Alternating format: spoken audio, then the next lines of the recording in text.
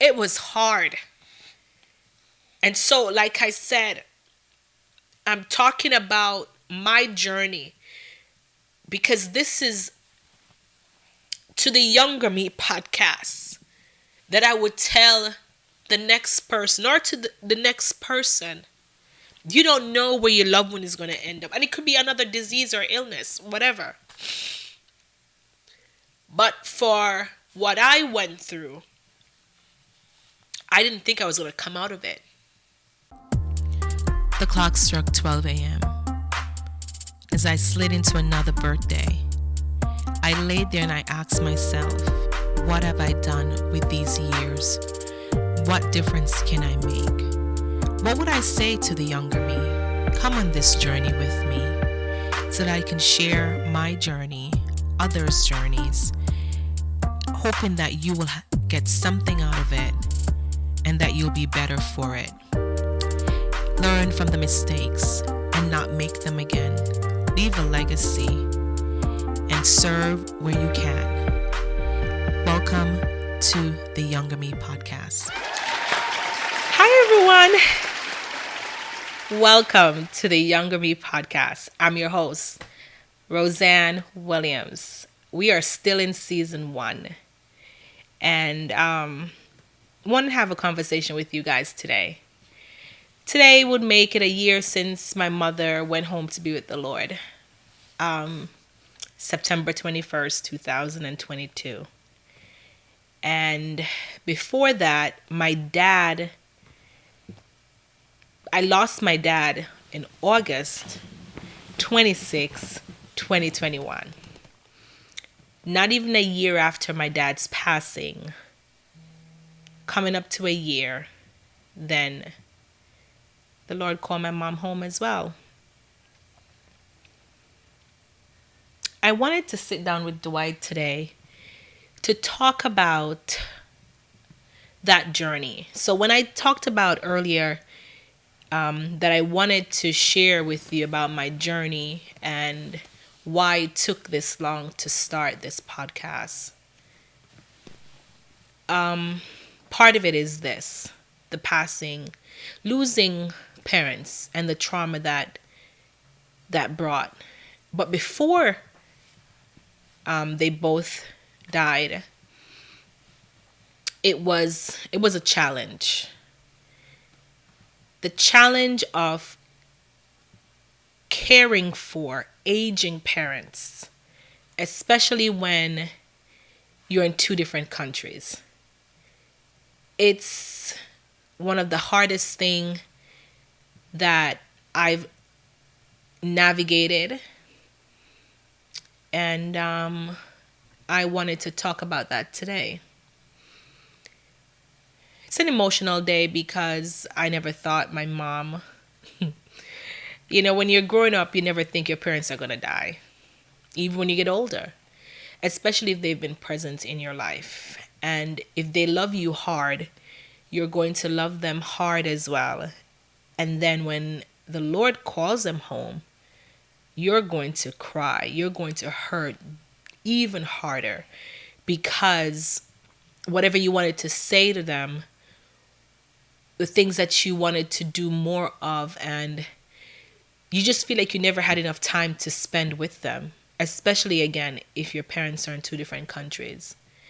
And so I want to speak to that today. So in 2019, I'm going to take you back on a little bit of a journey. In 2019, my mom, she was visiting us in America, and she was excited to come. And it was October 2019, right before the pandemic. And I remember when my mom came off, she was acting pretty weird on the plane. But I talked to her the day before she traveled. She was acting pretty weird? Or you heard she was acting pretty weird? Well, I heard she was acting pretty weird. Yeah. Right, babe. But the day before she traveled, we talked, and she sounded fine. We saw her earlier that summer because he went home. Our son, Jeremiah, he was, you get that flight before they turn 2, before you pay for that ticket.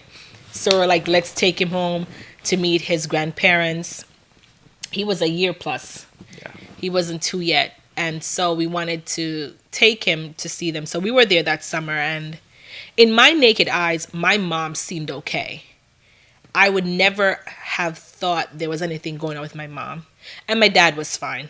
We found out that he had some illnesses, some ailments.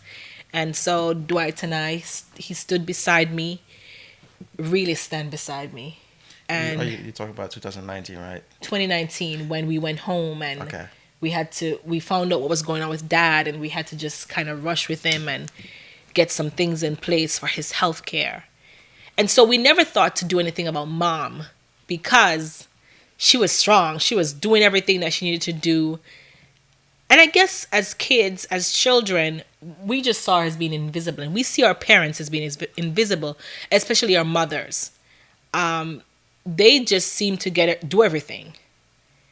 And that's how it was for my mom. So fast forward, I remember mom came off the plane in 2019, I think it was late September, October. And she was supposed to stay a couple of months with us. You know, spend some time, get to see the doctor and all that, and then go back home and just to get a break. And I'm telling you, I remember my mom coming off the plane, and when we saw her at home, we just knew something wasn't right. And at that time, she traveled with my brother, so his experience was that something was not right. In culture, when you're not knowledgeable, sometimes you'll think that what's going on? You know, you don't recognize that it could be something else. There could be a disease. There could be major illness, because we've never seen our mom acting in this way. And thank God that your mom was there, because she has dealt with elderly, seniors, people with certain type of disease. And so she was able to calm the situation. And when we recognized that mom wasn't herself, we had to just get her the health care, what we needed to address. And one of the things that I was able to get addressed was to see a primary care physician to see what's going on with her. And I'm telling you, that just happened in like 2 minutes, not literally, in like a day or two, because I made a call to one of my church sisters, Sister Pauline, shout her out. And I told her what was going on, and she was like, I'm going to get you in to see the doctor. And God worked it out that my mom was in front of a doctor, and they were able to tell us tell me, because it was me, sorry, what was going on with my mother.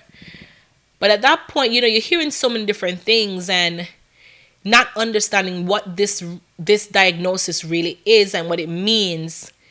The doctor also said we need to do a brain scan, because there needs to be more information than just the face-to-face that he performed at that time. And I'm not a doctor, I'm just sharing my experience. Now, after we saw what was going on, we had to cut our trip short, because my brother's wife, shout out to Michelle, she was traveling back home. So instead of mom staying the extended time that she was supposed to stay, we thought it fit to have her go home and get the medical attention there. I think what it is, like, one of the reasons why you guys said let her go home back, because one of the thought process was a new environment probably the way she was behaving, triggered something. Yeah. Everybody was confused. Yeah. Nobody think it was a illness. Nobody probably think it was a sickness. Like why is she acting so weird?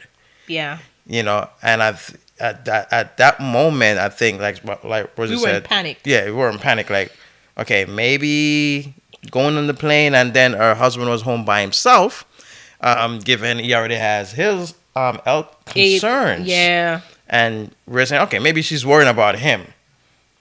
Maybe she's just like behaving the way she's behaving, not understanding what where really, she was. you know, where she was at that time. Yeah. Leading up to the diagnosis, and I think that's the reason why they send her back home, to say maybe if she go back to a place where she's comfortable, where um, does her routine daily, maybe that will bring her back to herself, not understanding really what's going on. And that was good what you just said, babe, because that was the reason why we initially, at the time, we decided that it was important for her to go back home, because she didn't recognize where she was. And again, we were alarmed. I was scared because I talked to my mom and here comes a whole different person. And so, because if we had kept mom, somebody else would have had to take her, but we wanted to tackle this findings that the doctor gave us. So we talked to my brother, my brother Robert, shout out, my older brother who brought mom up, my brother Noel, shout out to my brother as well. He left mom and his wife was going home. So we were like, let's send her home because we need to get a move on this. So when she got home, got on the phone with my brother, Robert, that is, and, we said, let's get her an MRI. We did the MRI, waiting for it, and then COVID happened. And y'all know, New York was shut down, I think, in March. Maybe the second Sunday or Monday in March. I was at work and they said, go home. Yeah, they said everybody got to go. Go home. Because nobody knew what was going on. Yeah. And it was just crazy. And so the focus shift. We had the information, but it was total madness across the world. But then our mom's behavior just started to even change even more. She stopped being able to do her daily task, her daily routine, complete transaction, do business, go to the market, do her routine things. There was a change. And my brother started observing that. And let me tell you, shout out to my dad. May his soul rest in peace. This is funny, but I have to share it. My mom made soup for my dad. And that soup was pink. And we didn't know what was going on. I'm laughing now because it wasn't anything to harm him. And I'm laughing now because I can laugh. But at the time when it happened, she had put Lasco, yeah. Pink Lasco, the cherry, in the soup. But she was taking care of my dad. She was cooking. She was also cooking for for whoever would come. And we didn't know. It was, I think, at about April, there was just significant shift now that she was not able to do anything. Her behavior, she wasn't completing anything during the day. Nothing. And my brother said, Tracy, that's my pet name. He was like, Tracy, something ain't right. Mm-hmm. So at that point, I was like, okay, we need to get back to the doctor and find out what's going on. But in the meantime, we need a caregiver. So when we got a caregiver, my mom was like, no, I don't need no help. I can do it on my own. I've been doing it for all these years. And so every caregiver that my brother would find, she would push that person away until my oldest brother was like, because she listened to my oldest brother. He was like, Mom, we need to get someone.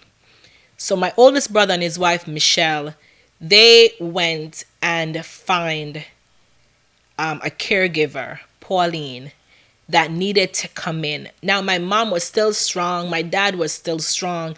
But she just needed to be there to oversee because we didn't know what was going on. By the time Pauline came into the picture, the caregiver, and taking care of my parents, then the doctor told us, and if I don't share this with you, this is the first time you're really hearing about it, but the doctor told us that our mom has vascular dementia. And vascular dementia, from what I learned now, I didn't know then, because we had to do research. I had to do classes to understand, because there was change in my mom's Well, behavior. the funny thing is when you find out about the what she diagnosed with, Yeah. it's just that a situation where it is becoming like a plague in today's society, Yeah. with Yeah. elderly people. And at the time when you guys found out, it's so amazing that church they had Our church, yeah, they said they had a seminar about it. a whole, You couple know, of days a seminar couple of on days learning. seminar. Just it was just in the nick of time for you to learn more about it, because there's different types of dementia. I think you didn't know which type yet. I didn't Remember? know what type. Yeah. Until when you learn about the different type, and when the doctor diagnosed and said this is the type, you have more knowledge and say, okay, I heard about it because I learned about it in the seminar. Yeah. So those are some of the key point of things fall into place. And you're right about that, because I remembered my brothers, because we were communicating all the time, because at this point we couldn't travel to Jamaica because of the pandemic. And he just couldn't understand what was going on with mom, and there were times when he would just break down, because to see someone who had it all together weren't able to complete daily tasks, it was devastating. And we were still trying to navigate it, as Dwight said. And you're right, babe, because in understanding from these webinars that our church put out there, I was intentional in signing up on it. And as I learned more, and when the doctor came back with a diagnosis, I was able to talk to my brother, who was there. He was there with our parents about, okay, this is what it is. This is what it is. This is what it is. And then on top of that, the blood flow, and I'm not a doctor, but from my understanding, there's also minor strokes. And through the years, the latter years, my mom had minor strokes. We just didn't know that it was going to lead to something else.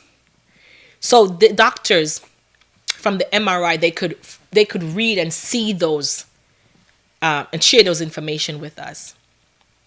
And so when I found out what was going on with mom, I had solace in that, because I had a support system. Dwight was there, his mom, and my church rallied around me. When I say me, as in, because I'm here. And then our sibling, we had to come together for the care of our parents. I remember when we told my mom what the findings were, she said to us, I know something was wrong, because I'm not myself. I can't complete the daily task. And it's so funny, because before that, in 2019, when we went home, mom would say to us, oh, I can't remember this. I can't remember that. And sometimes we would associate that to, oh, they're getting older. But I want to tell you to pay attention to those cognitive changes, because there becomes impairment that you will see with your aging loved ones. It doesn't have to be your parents. If we had paid attention to these signs from our mother, we would have been able to maybe even slow down the process earlier and getting the proper treatment, because by the time we found out, she was at the end of the process with the disease. And Sickness. we had to get, what did you say, man? I say I wouldn't say it's a disease, it's a sickness. Yeah. Yeah. And we had to, doctors and trying to figure things out. And when you're not there, it's hard, because it became overwhelming.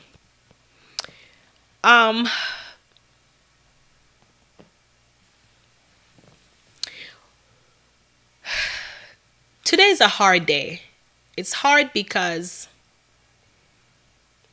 if I knew then what I know now, I would have pushed myself to go home a little bit more, to be present with my mom a little bit more. Even though she would say, it's okay, you don't have to come, you have your own life to live. But there was that piece of me that I felt like was empty for a while after she passed, because I felt like I should have been there more. I was there, but I wasn't physically there. And so miss her. But I mean, why we just like because I just want to go back a little bit. When you guys got a caregiver, at the time when they got that one caregiver, the one caregiver was taking care of both parents. Remember, your father was still a little bit able, Yeah. but still has his weakness, but also just the force forward a little bit, being that the focus was on your mom and having dementia. I think between the time that she was alive and our departure, I think we could talk about that a little bit more, because I think that's where, as husband and wife, it plays a huge role in that part of it. Like you said, you're here and you want to be there. It's COVID. You can't be there. And I think we have seen and heard about, I mean, they said if your relationship could stand the test of time during COVID, you can't stand the test of time beyond. Because I think during that period, COVID, everybody's home, which I do enjoy being at home with her anyway, by the way. But the bigger challenge was knowing what's going on and knowing that you can't be there. Yeah. And you have to give as much support as you can give within your space where you're at. And I think that's where a lot of the challenges plays a part in you being a young woman, a wife, and being a mom. And Jeremiah was a baby. And Jeremiah was a baby. Yeah. He doesn't understand. He doesn't know what's going on. It's like, how did you navigate that part? And I think that's something that you got to talk about. You know, I navigated by the grace of God, because, and I navigated it because of you. You were patient with me. And I think because you fell in love with my family and you understood that you're married to my family, it didn't take as much of a toll on our marriage as it could, because of the fact that there were days when I just couldn't function. When I say couldn't function, I would be crying because we were home every day, all day, during the first 2 years with COVID. And I just had our son. We had just had our son too. And, you know, I'm like, God, you blessed us with a miracle. And then this. And, you know, I was watching a pastor that talked about life happens. It has nothing to do with seasons, because life is going to happen.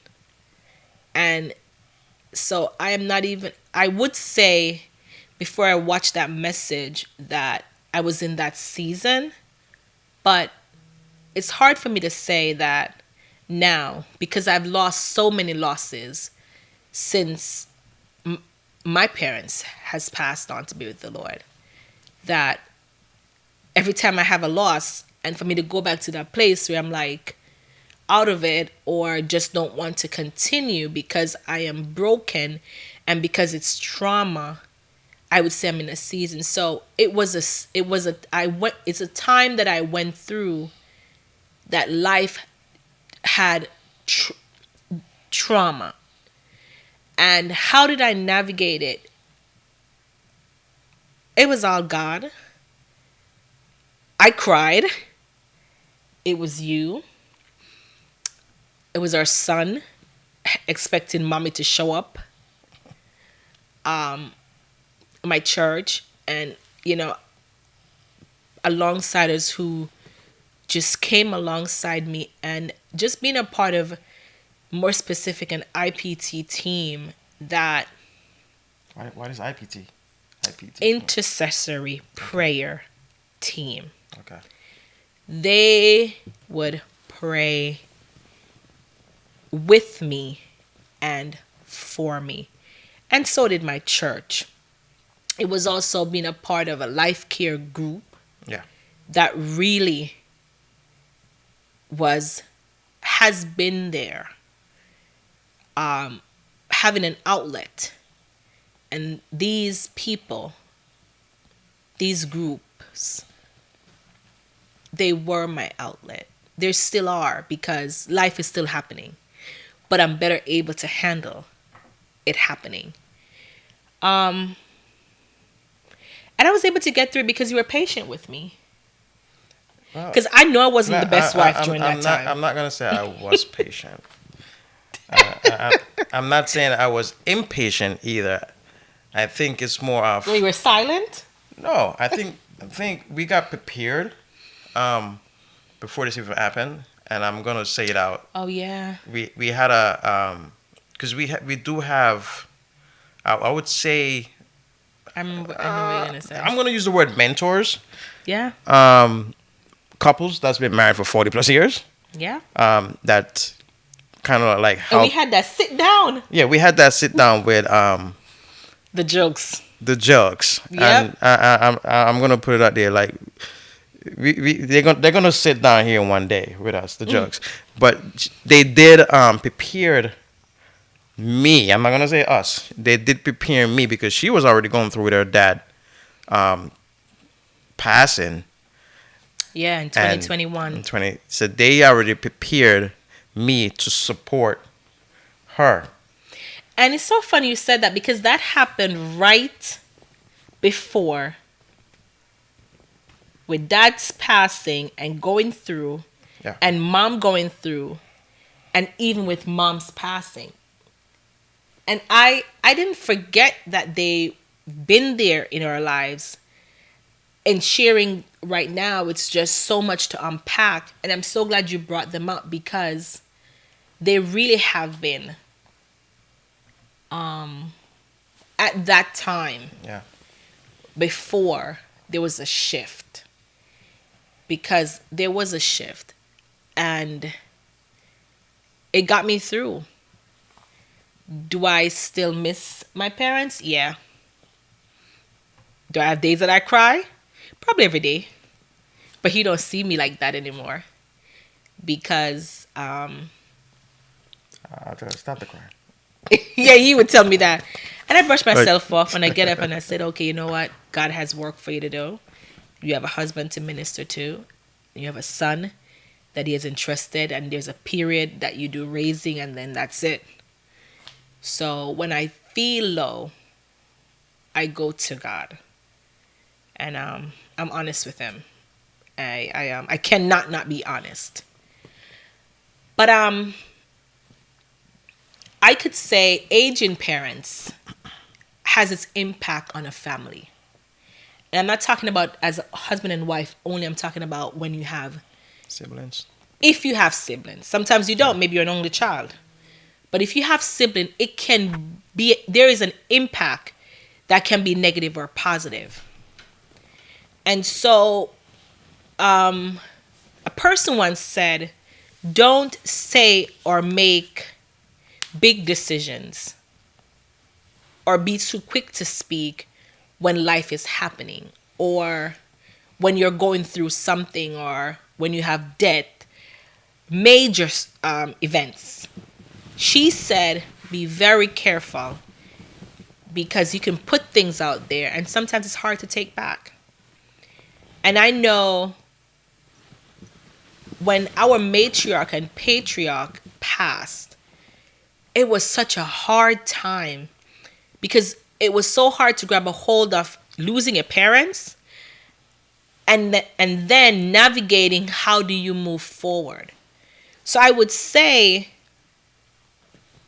breathe, pray, be honest about how you feel, but be careful, be intentional in the way you deliver how you feel. Because when you're caring for aging parents, there's the emotions, there's the time, there's your finances, there's if you have children, if you have spouse, so many things are at play. And you want to accomplish all of them, but you cannot. You can only do what God has given you to do and believe that it is your best. And I had to tell myself that, because like I said, I struggled with not being able to travel in 2021 when COVID happened. I booked my ticket to go home. And by the time I did that, my dad passed. And that hurt. And then mom she missed him. She was operating on the long-term memories, and my mother missed our dad. And in less than a year and about a couple of weeks, because he's August 26, 2021, she's September 21st, 2022. She went to be with the Lord. And some days it's still surreal, but I'm growing. During our dad passed, and then our mom was by herself. And you would think we only need one caregiver. No, we needed two. Because as I learned more about vascular dementia, and if you've worked in a nursing home, or you have nurses in your family, or someone who just deals with patients that has dementia, my mom was busy in the evenings. They call it sundowning or sundown or whatever, but she was like, she ready to cook and her routine. She wanted to do her routine, but she couldn't complete the task, but she wanted to do her routine. And so we had to get another caregiver. And that was a challenge, because we had my cousin, Janet, shout out to my cousin Janet, who came alongside us. And she was there for a period. And then we had you still have Pauline. So Pauline. Yeah, we had Janet. Pauline stayed. Yeah. But we had to have two caregivers, because now it was just my mom, but she needed more care because it was the day and you couldn't leave her at night. She needed 24-hour care. She needed 24-hour care. And it's not that she was in the bed laying down, but we couldn't leave her alone. And dad had passed at this point. And God sent Erica, and she took care of, shout out to Erica, she took care of mom like her very own, up until the Lord called her home. The same for Pauline, up until the Lord called her home. These caregivers loved our parents. Erica loved my mother. And they took care of our parents the best way they knew how. And they came alongside us. And we alongside them, because we had to trust them with our parents. So I want to say thank you to them, even on this platform, because Wasn't perfect. It wasn't easy. But God kept us through it. And so we're grateful. And so Eric and Pauline, shout out to you guys. Thank you.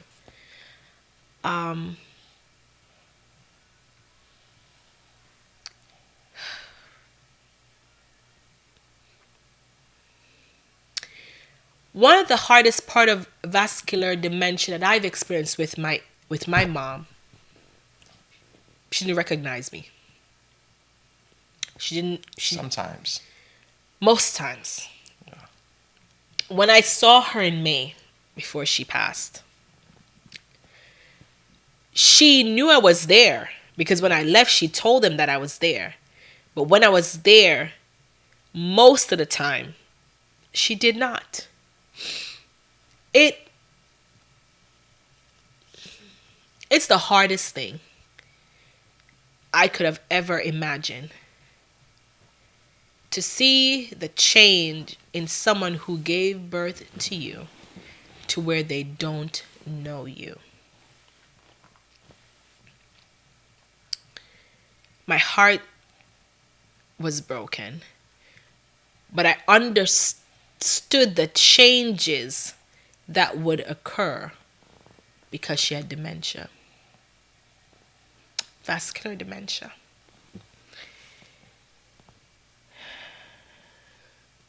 What I would say to you, I was talking to one of my friends,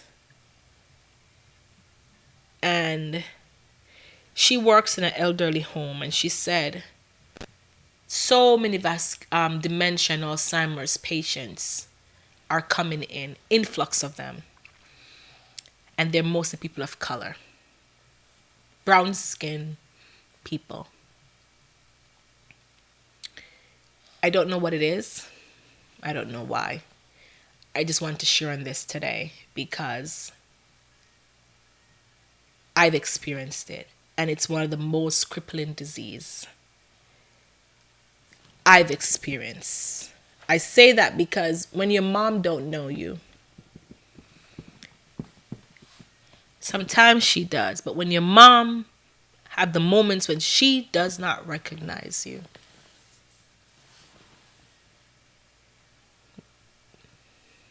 all you got to do is ask God to give you the strength. Because that's what I had to do.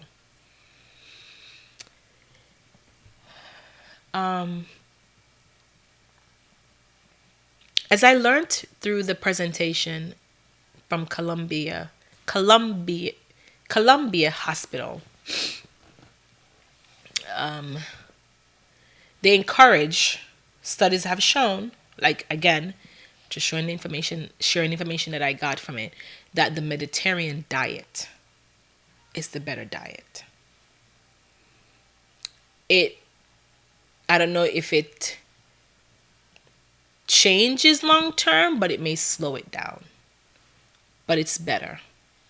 You can research what the Mediterranean diet consists of, but I would implore you and encourage you to incorporate those food groups into your diet. And because I've experienced what I did with my parents, with my mom especially, I don't wish dementia on nobody. It's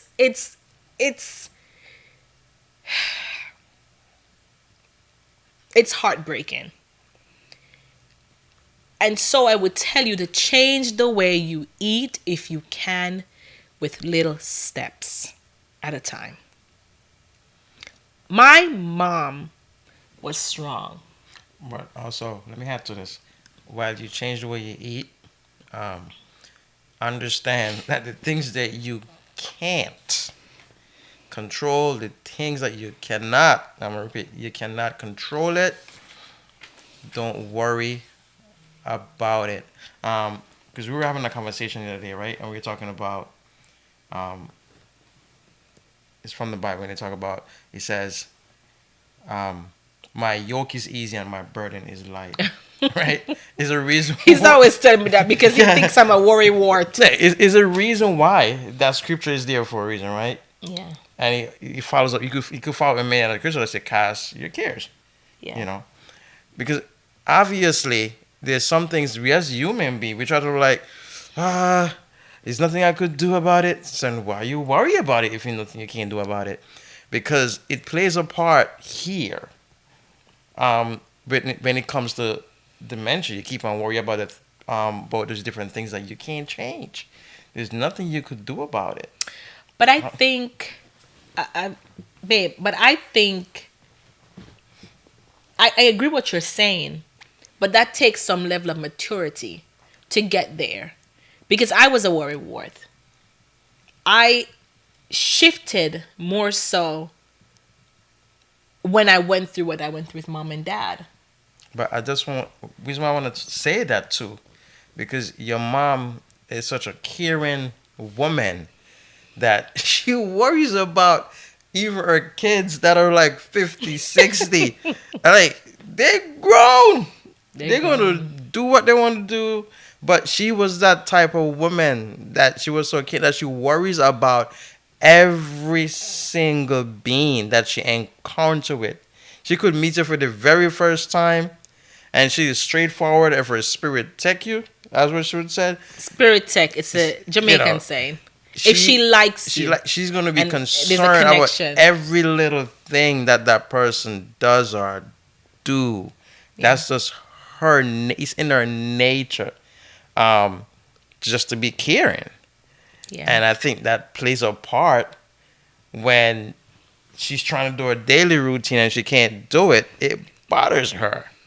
And then when they're trying to tell her not to do it, she'll be like, "I'm not a child." She's gonna say, "I'm not a child." But I'm just wanting to say that so that it's one of those sickness that, like we're gonna say, it's nobody want to go through it with their parent. Nobody wants to go through it.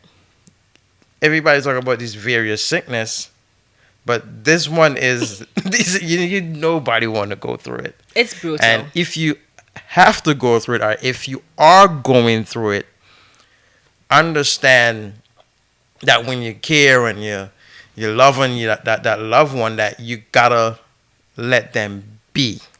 Yeah. You can't force them into do anything that they don't want to do. Yeah. Okay, because that's gonna either trigger things and they're gonna shut down on you, and it makes it worse. Yeah. Right? If they want to walk outside, okay, fine. Let them go walk outside. But you go with them. Yeah. Oh, that's cool. And you watch them. And I think that helps their mental status to kind of be stable, if that's the right word to use. Well, we're not experts. We're just talking about our we're not just experience we're talking about. So I know we going more into it, because one of the things that we saw when her dad passed, and when her mom went to the funeral, it was so difficult for the family to even deal with, because when she was there, they were like, should she go see him? Should she go do this? And nobody kind of like really understand how to navigate that process. And let them be. So you just gotta let them be. Let them process the information the way they know how to process it in their current state. Yeah. You can't try to process it for them. It's not gonna happen. You're only gonna make things worse for yourself, and you're gonna make things worse for you. Yeah. All right, because it's not going, it's coming. For them, yeah. Yeah. So you just gotta let them process it the way they know how to process it. Yeah, and they're thinking it's like a big baby. You just have to keep them, and babe, that was good. You just have to keep them safe, but they're big babies. And you can't push and pull on them because they will shut down, like Dwight said. Yeah, like I was saying, it's important to have a healthy lifestyle. If you can change the way you eat, exercise. If you can't run, walk. Go on YouTube and find YouTube has so many videos that you can find how to stay active. Same way you find ours. Right? It's also important if you can get word puzzles, if you can get cross puzzles, anything that will keep your brains active. Don't stop. Don't retire and stop. Keep moving, keep doing something that will cause your brains, your cognitive function, your motor skills, everything to come into work. I wanted to also talk about the caregivers for dementia patient. And I talked about Pauline and Erica, but I'm talking about your family members who are there in the mix of it. If you're not there, like I said, I was not there and my brothers were there, but my brother Robert, he was there because he lived there. I've learned that it can affect you physically, mentally, emotionally.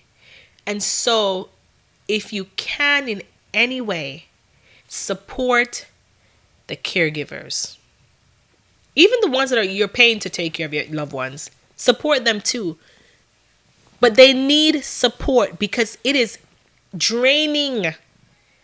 Because in your head, unless you really, really can understand it, and that's only through the Holy Spirit. When you see a grown adult acting like a kid, and you're saying, come this way, go that way, do it, and they're not. And you can't move them because they're grown. You can't pick them up. It's taxing on you. And it was taxing on my brother. Shout out to him because it was hard.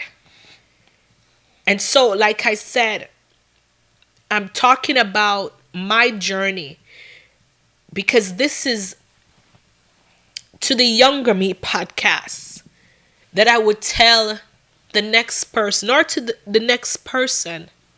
You don't know where your loved one is going to end up. And it could be another disease or illness, whatever. But for what I went through, I didn't think I was going to come out of it. I didn't think I was going to come out of it because it was ongoing. And you grew up seeing life one way, and then there's a shift and a shift and a shift and a shift. And you're saying, God, one person can go through so much, but you're built for it. And God is going to use it for ministry. He's going to use it for you to be an alongside to someone else who is going through something that you can go back into your archive and say, I've been through this. And you don't have to go through this alone. And you may not go through it like I went through it, but you will get through it. It's not going to be easy. But the God that I serve, He's going to take you through it because He has brought me through it. I lost a cousin. But my mom caregiver, she was one of my mom's caregiver. She passed on the same day my mom's passed. I lost a nephew. He passed on the same day my dad passed. Life happens. But I choose to live and not die to declare the wonderful works of the Lord. I have an amazing husband, person that stands with me in spite of everything that we've been through. And he's still standing because I still have my moments. But we choose every day that God has given us breath to be intentional. He's tough on me. I may sound tough or look tough, but there are places that I get mushy. And where are those places? When it comes to family. I break. And when I break, I just lay in bed and I cry. I pray and I cry. But now we have a 5-year-old, y'all, and he is a blessing. He has weathered the storm with us. He's aware. Yeah, you can continue.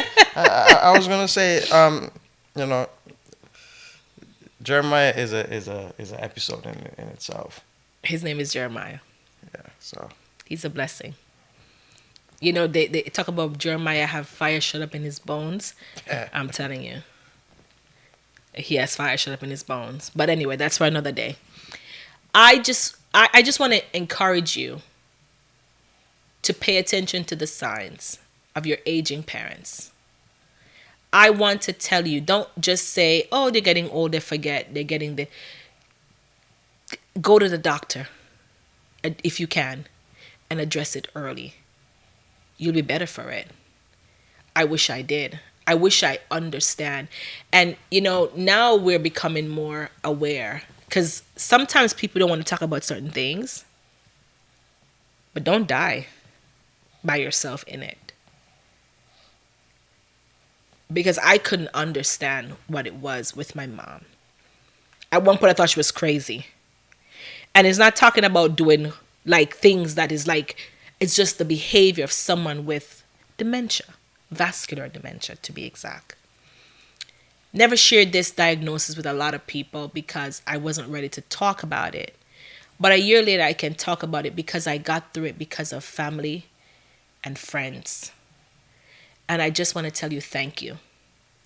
Thank you for your support, your prayers, your texts, your call, your financial support. It was and is a blessing. I am grateful for it. We're grateful for it. We're grateful for you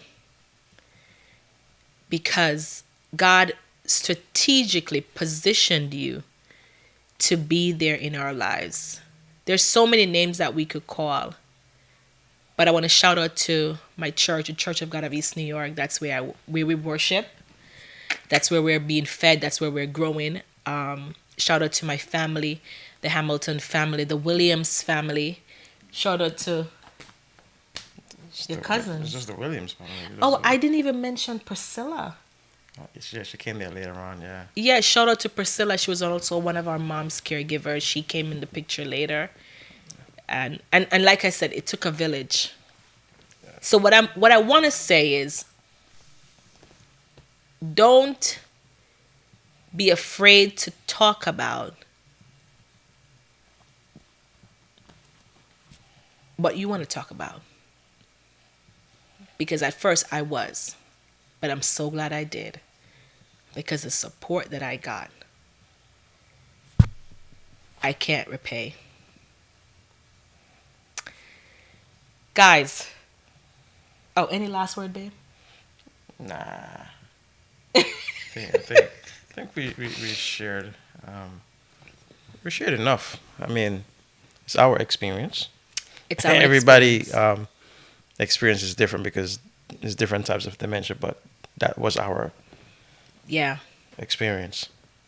But if I should say if I should say anything, it's everybody goes through it differently. They may be single, they may be married, but especially if you're married, I believe through a good marriage, but not a perfect marriage, Ain't nothing it's perfect. easier, right? If you're single, I can't speak much on it because we're not. But the process is the same. Yeah. But you still can get that alongside her if you're single to walk with you through that process. Yeah. To encourage you through that process, to support you through that process. But just to speak and marriage on a whole, it also creates a bond because you see your loved one go through various I want to say transition because she didn't stay there, but the Stages, probably. the stages of the emotion Growth. stages, Yeah.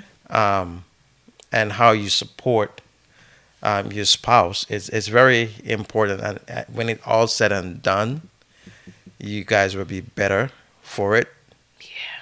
But yeah, you just got to stand together. You know, you said better for it. And I have to say you'll be better for it, because I still have my moments, but I'm better for it. My outlook on life has changed even more. And I the older you get, the more you realize life happens. And it may not be this disease, it may not be that disease, but none of us are going to live forever. And my mom, the Bible talks about numbering your days and applying, I think it says, your heart unto wisdom. And we're not here forever. And that's something my mom was always talk about. We're going to die one day. And my mom, she got 8 years over what the Bible really talks about. And my dad got 13?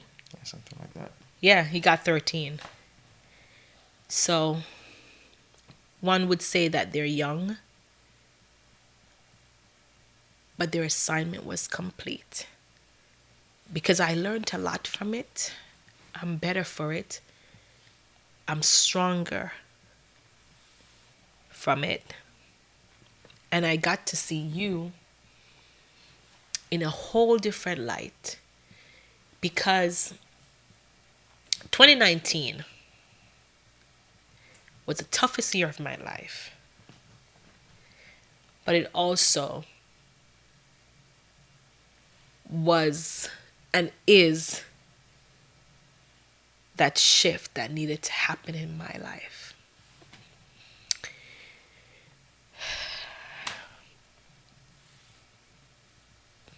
If you haven't subscribed to our channel. Hit the notification bell so that when the next video drop, you'll be the first to know. Thanks for listening. From our hearts, my experience, our experience, and just wanting to let you know that vascular dementia is real, and be better prepared for it, because it's prevalent in our community more than ever. Do you want to pray us out, babe? I think you should pray us out. Okay. So, Father, we thank you for this day. We thank you for life. We thank you for love. We thank you for family. We thank you for friends. Father, we thank you for the life of Samuel and Violet Hamilton. Thank you that they were godly parents. They were loving parents. They were kind parents. God, I thank you that they were my parents. I thank you, God, that you knew them. And I thank you, God, that they're with you in heaven. Thank you for my family. I pray that you'll bless my family to get to know you even better.